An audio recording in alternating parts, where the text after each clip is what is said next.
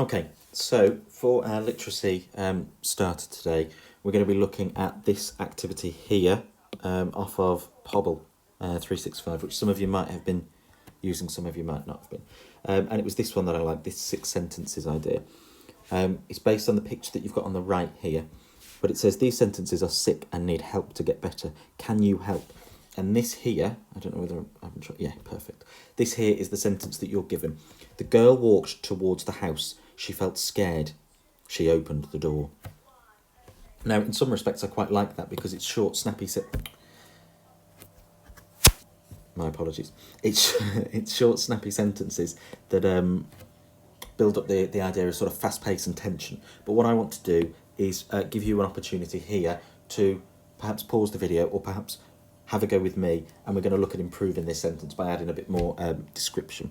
Okay, so if you want to, you can pause the video now and have a go yourself, or you can have a go along with me, and I'm going to talk you through some of the ideas that you could use. Okay, and then I'll have a go at one myself. So the first thing is the fact that it starts with the word the. Wouldn't, for me, not a fan.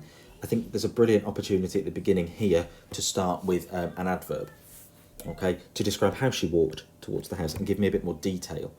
Okay, so perhaps you might want to start with the word timidly.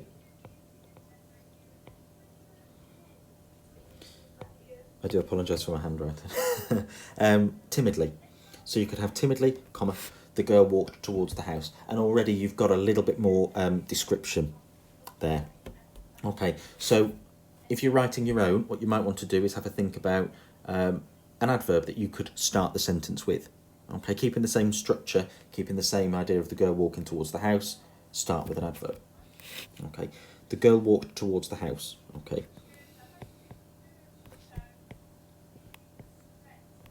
Okay, the girl. And then this bit here, let me just change my colour again. This bit here, I think is a brilliant opportunity for a relative clause.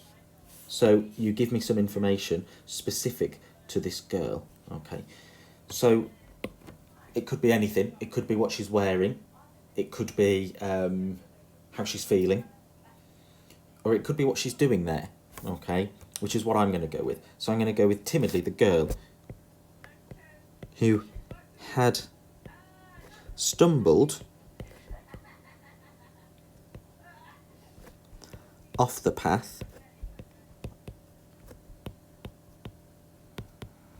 on her way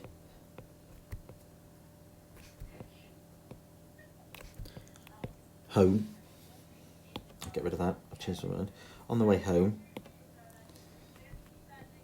Oops, why is that not writing? Timidly, the girl who had stumbled off the path on her way home, comma, and then by using the comma there and the comma there, I've embedded that relative clause. Okay, you've got who as your relative pronoun, and it's talking about the girl. So it's giving me extra information about this character. Okay, this girl here. Okay, timidly, the girl who had stumbled off the path on her way home walked towards the house. Now, because I've talked to you about stumbling off the path on the way home, towards the house doesn't fit anymore.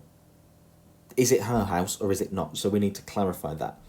So you could have towards the house which, or you could have some description there. Okay, some adjectives. Towards the mysterious house.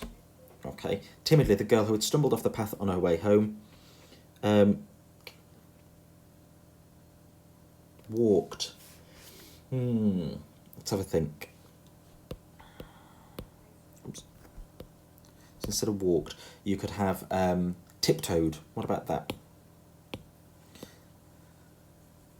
Timidly, the girl who had stumbled off the path on her way home tiptoed. And I don't need an adverb to tell you how she's tiptoeing because I've used it at the beginning here. It's timidly. Okay. Stumbled off the path on her way home. Tiptoed towards. Am I not writing? No. Towards the mysterious. Probably a better word than mysterious, but the mysterious house.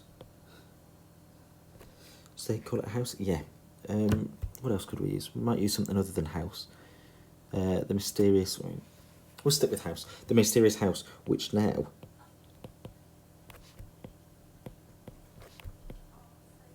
lay sprawled. Can't spell sprawled. Now, the use of sprawled does the job of changing the noun of house. So by talking about the house sprawling, it sounds as though it's very spread out, and if it's very spread out, then it must be very big. So I've done the job of this, because that's a lot bigger than my house. My house would be like this. There's the door. So it's much bigger than a normal house. I need to really convey that, which the sentences didn't originally. I just called it a house. Lay sprawling, which now lays... Tiptoe towards the mysterious house, which now lay sprawled in front of her.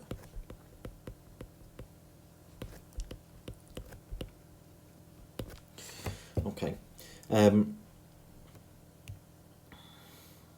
then there's lots of opportunities here. You could join these sentences together. She felt scared, but she opened the door. Despite her fear, she opened the door. Let's have a think. What would I want to do with them?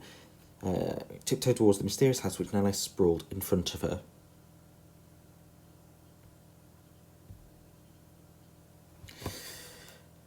I think I'm going to go for two very short sentences here, and I'm going to add a little bit to the storyline. So I'm going to change my colour here just so you can see. Her mother.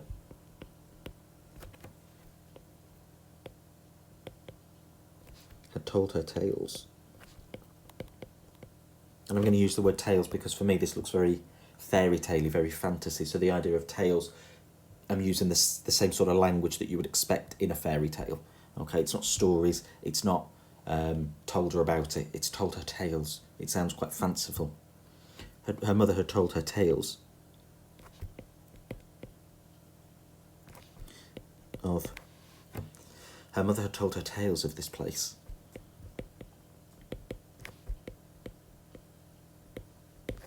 Terrible tales. Okay, very short sentence there. Terrible tales. Builds up a bit of suspense, bit of tension. Okay. The girl felt. And then instead of scared, let's use a simile or a metaphor. The girl felt a shiver. Can I not write again? Can't write with a rubber. The girl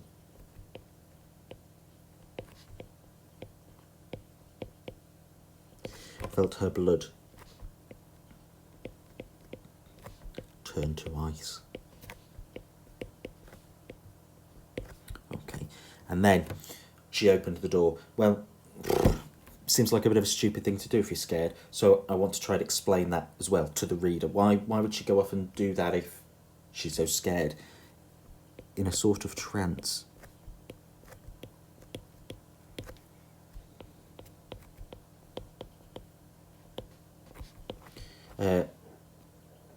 In a sort of daze. Let's change trance to daze, because I'm going to use the word transfixed in a second. In a sort of daze. Completely transfixed. That was supposed to be an F.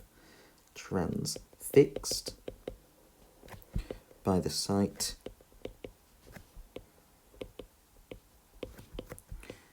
she made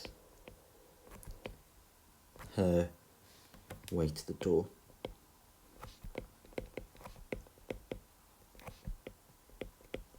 Oops. She made her way to the door. Before she knew what she was doing. Yeah, there you go. Before... I don't know whether I can extend the page or not. No, I can't. Well, I probably can, but I don't know how. Before she knew what she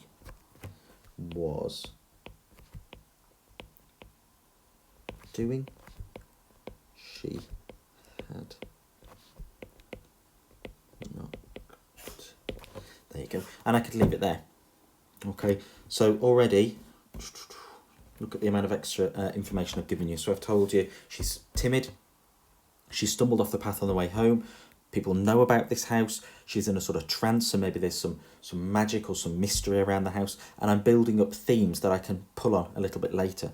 She looks a little bit there like Little Red Riding Hood to me as well, so I've sort of tried to bring in a little bit of that language, and I've had that in mind when I'm thinking about it, a little bit like Little Red Riding Hood and the Big Bad Wolf. Okay, so it's fairy tales, it's magic, it's mystery. There might be an evil witch inside. She might be under a spell, which is why she's been put in a daze and transfixed by the sight. So I'm using all this language to guide the reader towards thinking those things. Okay. Right, I'll leave it there. Feel free to send me your sentences, or you could write them in the comments down below. I don't mind. I'd love to see what you come up with. Okay, and I will see you tomorrow.